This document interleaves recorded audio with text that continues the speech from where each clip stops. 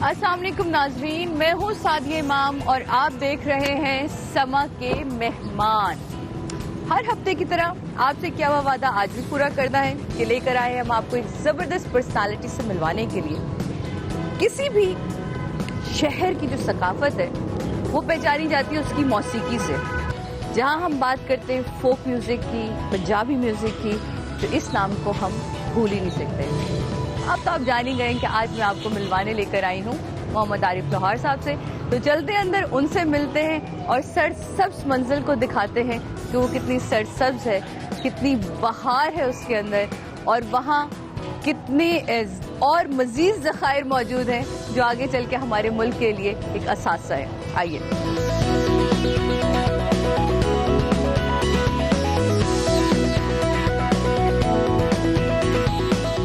अस्सलाम वालेकुम। वालेकुम अस्सलाम। कैसे हैं? ठीक हैं? First class. जनाब मोहम्मद आरिफ लोहार साहब हमारे साथ मौजूद है, जिनको सिर्फ आप लोग आरिफ लोहार के नाम से जानते हैं, लेकिन क्या खूबसूरत नाम है आपका मोहम्मद आरिफ।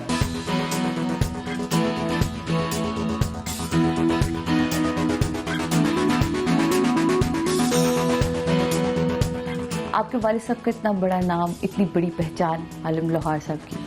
आप 8 भाई माशाल्लाह से, अल्हम्दुलिल्लाह। लेकिन जो शोहरत आपने पाई, आपके 2 भाई और माशाल्लाह से गाते हैं, उन्होंने उस तरह की शोहरत नहीं पाई। ये उन्होंने कंटिन्यू नहीं किया। अच्छा। उसके बाद उन्होंने वो पैशन नहीं था उनके अंदर क्या? नहीं, ऐसा कुछ नहीं है। बात यह है कि हम भाइयों में बहुत ज़्यादा प्यार है और सब रिस्पेक्ट करते हैं एक दूसरे की। और जब मैं ऐसा आया तो एकदम से बस ये था कि क्या उसे कहते हैं कि घर में जब ऐसा वक्त आता है कि कोई बड़ा चला जाए तो फिर कुछ, क्योंकि बड़ी सडन डेथ थी आलम साहब, डिस्टर्ब हो जाता सारा सिस्टम। तो उस वक्त अभी हम लोग डिसीजन नहीं ले पा रहे थे कि क्या करना है।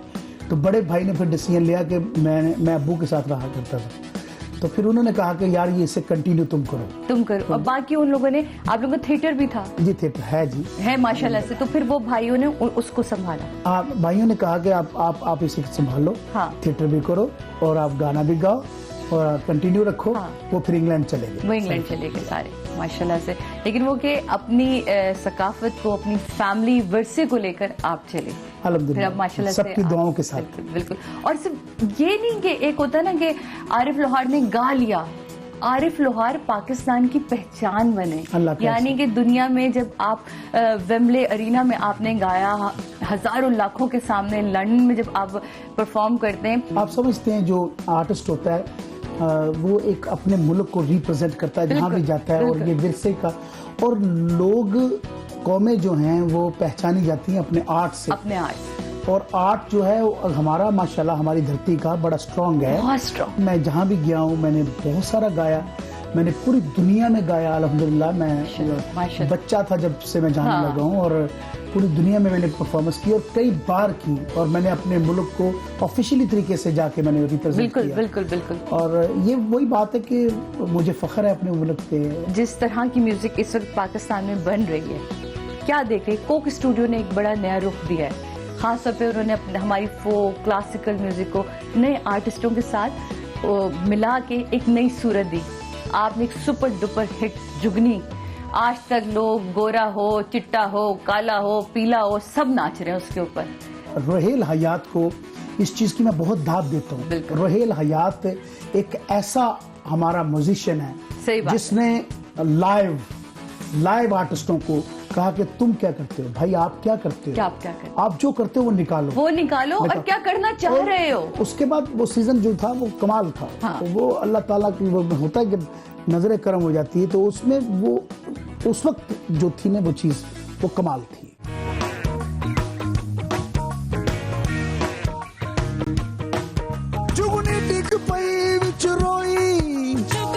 जब आप गाते हैं कभी रोंगटे खड़े हो जाते हैं? क्योंकि हमें तो आपको सुन के बड़े रोंगटे खड़े हो जाते हैं। हमें तो वजद एक तारीफ, वो सिर्फ ये जुमला हमने बड़े पढ़े थे, सुने थे, लेकिन यकीन मानिए जब हमने सुना है तो हमें वो फीलिंग महसूस हुई है। तो कभी कोई ऐसा कलाम जिसको खुद पढ़ते हुए, गाते हुए आपको लगे कि आपका कनेक्शन किसी अलग ही दुनिया में जुड़ गया हो? एग्जैक्टली ऐसा ही है। सूफीज़म ऐसा है, आप सूफी गाते हो तो सूफी गाना, उसका हुलिया सूफी हो और वो सूफी ना हो तो वो कुछ बनता नहीं है। सूफी गाने के लिए सूफी होना पड़ता है। हाय हाय हाय हाय तो सूफी का मतलब है कि जिसकी आंख, कान, जुबान, हाथ से इंसान महफूज रहे वाह और वो अमन का पैकर हो, अमन का पैगाम पहुंचाता हो। तो बुजुर्गान दीन का मैं जब कलाम गाता हूँ तो वो मेरी रूह का एक वो होता है, वो खुराक है मेरी, वो मैं गाता हूँ उसे बड़े दिल से गाता हूँ। और कोई भी आइटम हो, कोई भी, मैं जैसे मैं पिछले दिनों एक गाना मैंने गाया, ओ चंगा हुंदा नी दिलां नूं ऐ दुखाना, दिलां दे विच रब वसदा, पाके प्यार फेर प्यार नूं निभाउणा, दिलां दे विच रब वसदा, ओह दिलबर हुंदा दिलदार दा, सच्चा हुंदा जेड़ा कोल दे करार दा, गल बन लेना पल्ले झूठ जरा भी ना चले, झूठ कदी भी ना दिलां च लुकाउणा, दिलां दे विच रब वसदा। वाह वाह वाह वाह, यानी दिलों में रब बसता है। और दिल जड़ा बड़ी मासूम चीज है मासूम सी चीज़। और नायाब टुकड़ा है इंसान दे वजूद दे अंदर। बिल्कुल। और हर जगह ते होर चीज बसेरा कर सकती, पर दिल च हमेशा रब ही बसेरा करता है। वाह, दिलों में रब बसता है। ये बताएं आयु भाई, वालिद साहब की डेथ के बाद कितनी स्ट्रगल थी लाइफ में? स्ट्रगल थी। तब आप स्टार थे?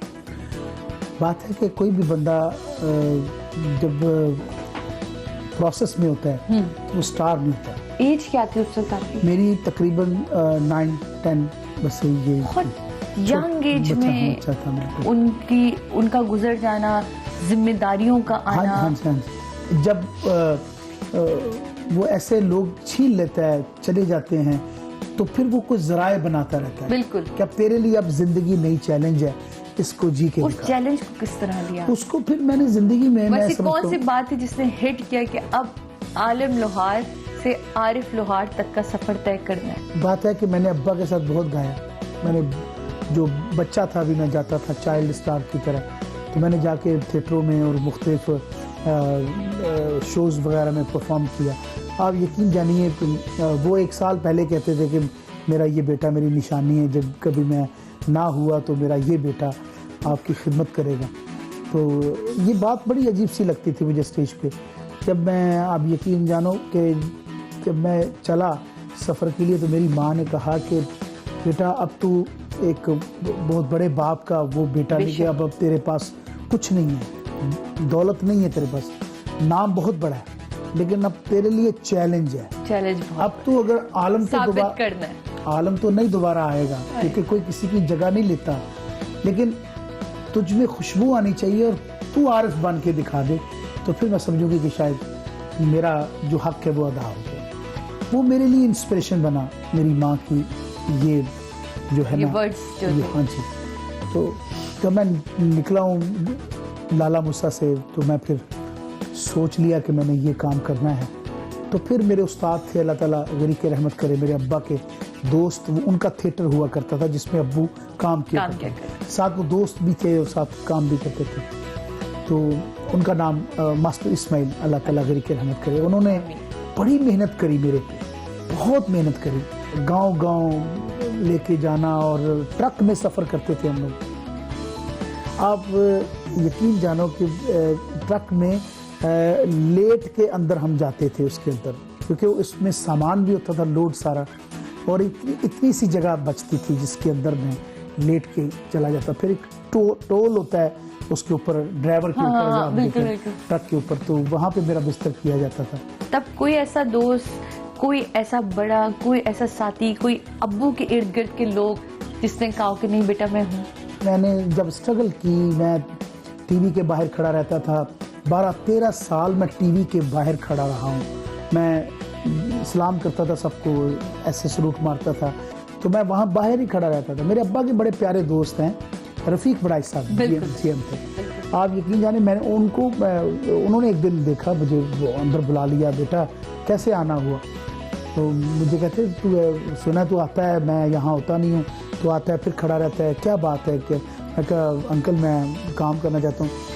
फिर एक बड़ी आंखों में उनके आंसू थे, उनके बड़े अच्छे दोस्त, अब्बू मेरे बहुत प्यारे दोस्त थे रफ़ीक बड़ाई साहब के। और अल्हम्दुलिल्लाह आप यकीन जाने वो मुझे कहने लगे कि बेटा एक अब ऐसा ना हो कि मैं तो तुम्हें पास बना देता हूँ कि तुम आओ, हाँ। और सिफारिश भी एक दफ़ा कर दूंगा तो चलो सिफारिश पे कितनी देर तुम सांस लोगे, और तुम अब तेरा आर्ट जो है वो सांस नहीं ले पाएगा, वो खत्म हो जाएगा। अगर तेरे अंदर वो आग नहीं है तो कुछ भी बिल्कुल, नहीं है। कुछ भी। कहने लगे कि तुम ऐसा काम करो कि ये पीटीवी के दरवाजे तेरे लिए खुल जाएं।